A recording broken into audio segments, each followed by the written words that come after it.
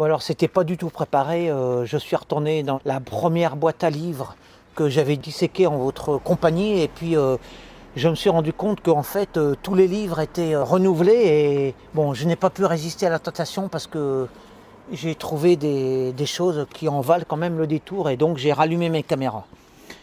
Au commencement, une histoire de globules rouges et de globules blancs qui jouent à la bataille navale.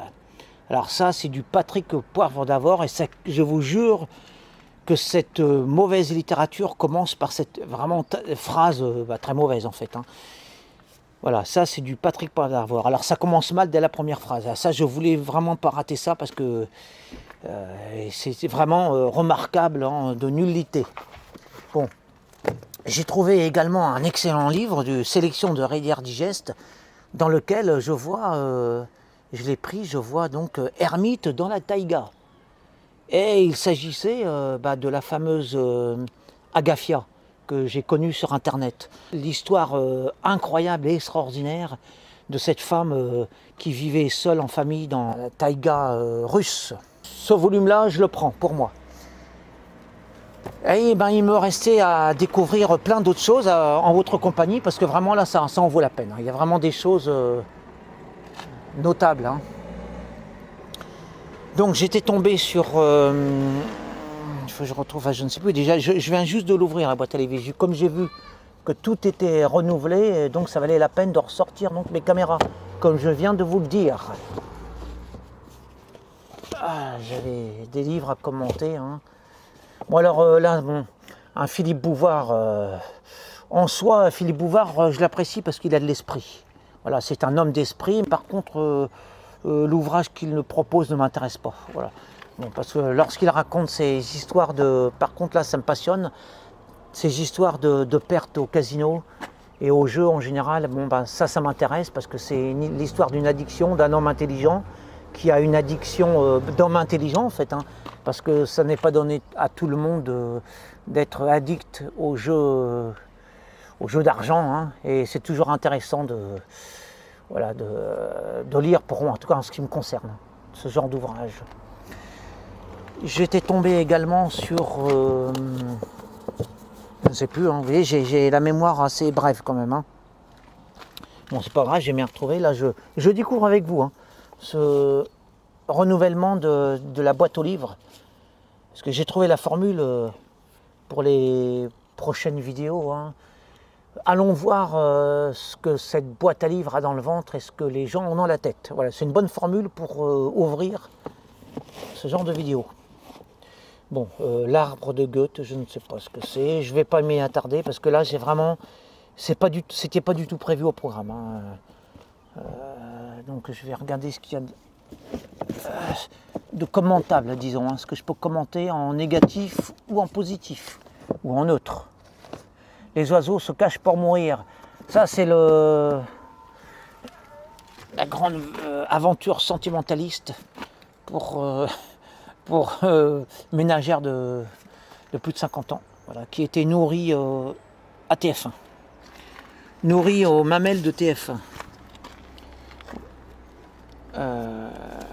J'étais tombé sur un prénom pour la vie.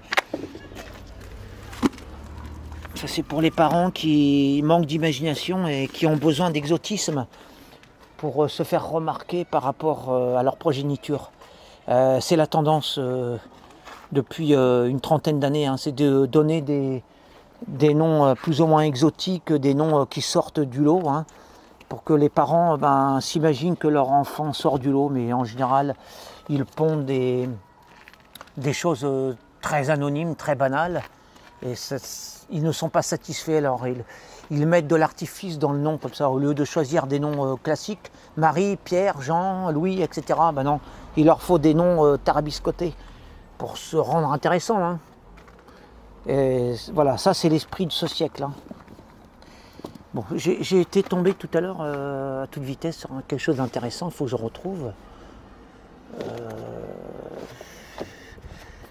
Je voulais vous commenter quelque chose. Ça m'est sorti de la tête, vous voyez. Ah oui, alors, ça va, j'ai remis une pasteur. J'avais écrit un article, d'ailleurs, sur cette folie, cette mode la mode des, comme dirait Voltaire, le fait de marcher à quatre pattes dans la verdure. Cette mode qui consistait à faire l'éloge des va-nu-pieds en Amazonie, au détriment, aux dépens, hein, tout en, je veux dire, en rabaissant notre propre civilisation. Ça encore, c'est une grande mode de ce siècle. C'est de valoriser tout ce qui est tribu amazonienne et puis écraser sa propre culture, sa propre civilisation. Dénigrer sa civilisation et encenser les civilisations qui n'ont rien à voir avec les nôtres, qui sont les plus primitives possibles, etc. Bon, qu'est-ce que je pourrais... Ah oui, tiens, monsieur Guy Gilbert, que j'ai croisé un jour à la gare Montparnasse, ou à Saint-Lazare, peu importe. Encore un gauchiste. Ah oui, là, c'est pareil. Oui, c'était d'ailleurs, j'avais écrit d'ailleurs, je ne me rappelais plus. J'avais envoyé un mail à monsieur Guy Gilbert pour... Ah, c'était mon texte traitant du sujet du bagne. J'avais promu le retour du bagne pour redresser, justement, pour rééduquer, redresser les pires criminels. Et il a osé me répondre une réponse de gauchiste, en fait. Hein. Alors ça, c'était un peu gros. C'est là qu'on voit l'ampleur des dégâts de l'esprit gauchiste sur les âmes faibles. Alors moi, tout ce que je veux, c'est la rémission et la réhabilitation des criminels, et non pas leur perte. Or, la perte des criminels, elle s'opère dans le fait qu'on les mette en prison à ne rien faire. Moi, je proposais à M. Guy Gilbert de faire réparer les fautes aux criminels en leur faisant indemniser les victimes à travers un bagne social. Et il avait trouvé cette idée très peu catholique, ce gauchiste. Bon, on est là aussi pour pardonner à tous ces fautifs. Je ne suis pas là pour enfoncer les uns et les autres, mais c'est pour dire quand même que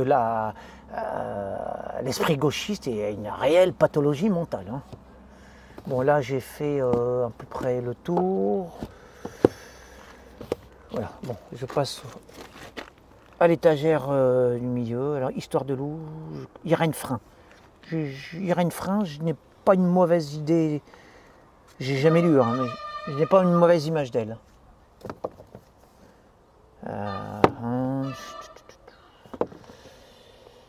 Voilà, on a toujours ces éternels romans à l'eau de rose, hein, qui apparemment, c'est un créneau porteur. Hein. C'est une partie de la sous-littérature. C'est pas à négliger parce qu'en fait, il y a des lecteurs, surtout des lectrices. Hein, puis c'est pas méchant, je dirais, en fait, contrairement à ce qu'on pourrait croire, le genre harlequin, tout ça, j'ai pas un si grand mépris parce que c'est pas de la littérature, certes, mais ça n'est pas méchant, voilà. Et même, je dirais même, c'est très sain, même, parce que ce sont toujours des couples hétérosexuels, et puis c'est des histoires romantiques. Voilà, ça fait de mal à personne. Ça ne grandit personne, mais ça ne rabaisse personne non plus. Bon, histoire... Jean Inglade, ça me dit quelque chose. Ça me dit quelque chose. Donc là, j'ai dû le lire dans ma vie, j'ai très peu lu, moi. Hein. Jules Vallée, c'est un classique, ça. Hein. J'ai pas grand-chose à dire. Bon, je vais pas m'éterniser parce que c'était vraiment pas le but.